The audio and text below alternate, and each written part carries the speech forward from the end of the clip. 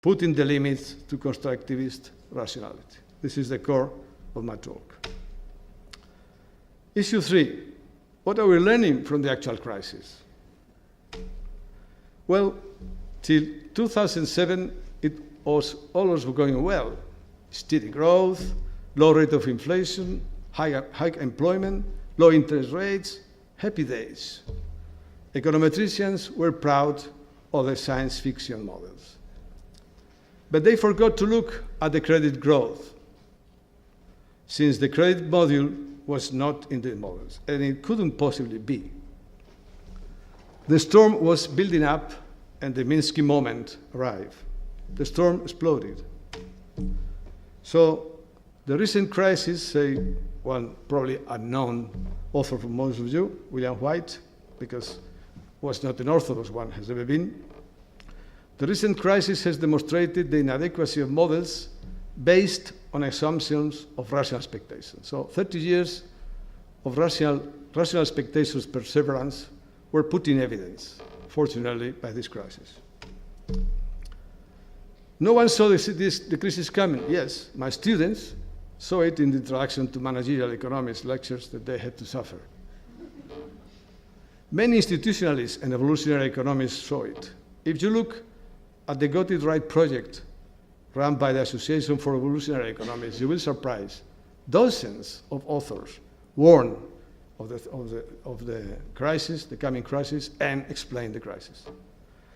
And I've selected a particular author, Dirk Bessemer, from professor at Groningen, because he has done in a series of papers now well sponsored by INET, a series of papers explaining the origins and the causes and probably the solutions of the last crisis. In particular, I recommend this easily reading communication of Financial Times in 2009, why some economists could see it coming.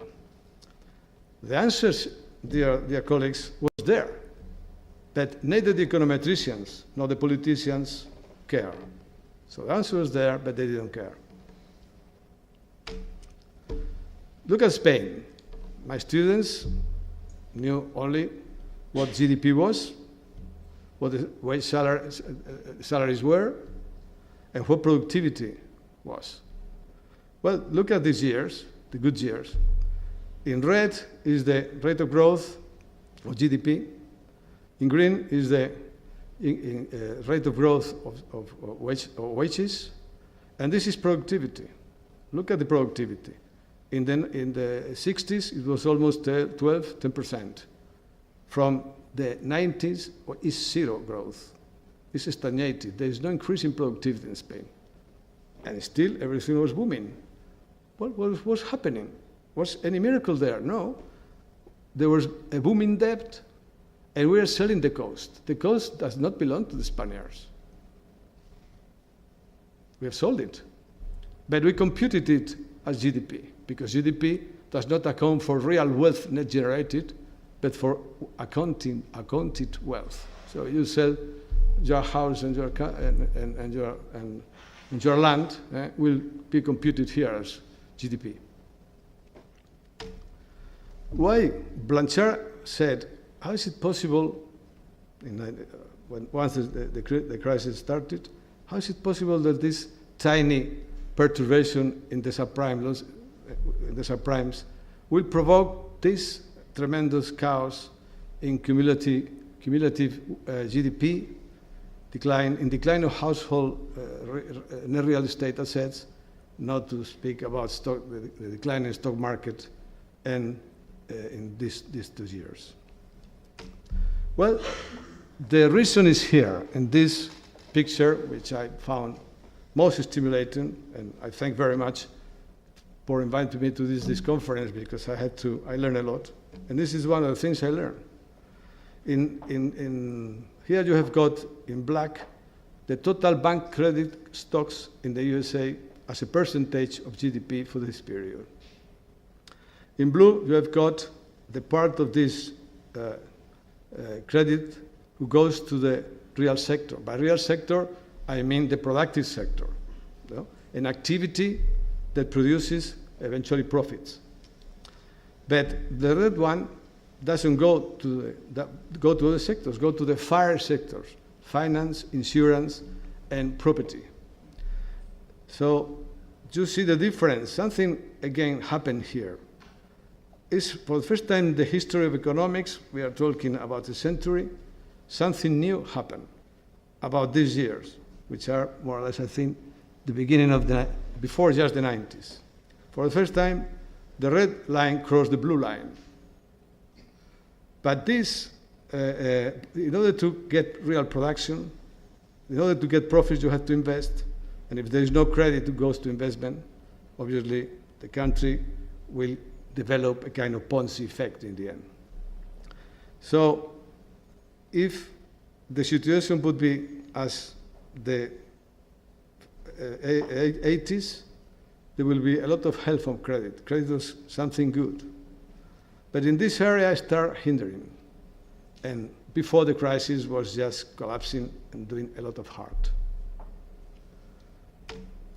The same idea from Bessemer as well, this time from another paper.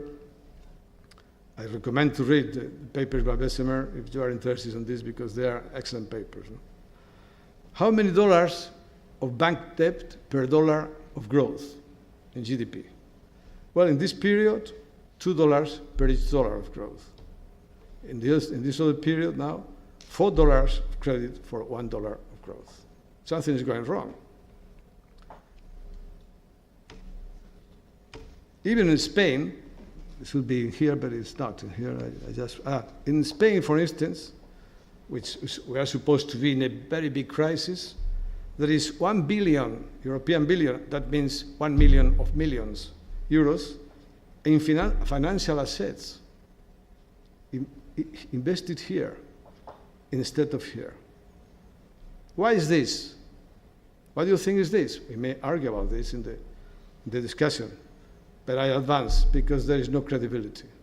People don't want to put their money in the real productive sector because there is no credibility and security in Spain now, political security, stability.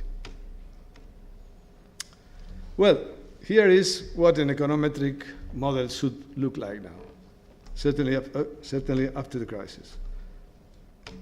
This is taken from a very nice paper by Hudson in 2006. How many people here do know Hudson? Or have read about Hudson, please? Could you tell me? I mean, people in economics. Well, just please read it. So I'm contributing to improve our knowledge. I never read it before till I prepared this session. And I said, I have to tell these people who are good friends the most I can. Well, here is the finance, insurance, and real estate. You have to model this part of the system because it's essential, we have seen. What happens with the extraordinary, good, excellent DSGE model, which does not include endogenous instability, so it's out of the game. It includes full rational expectations, thinking the people are magician, and there is no fire sector. Credit is irrelevant. It is only a monetary policy.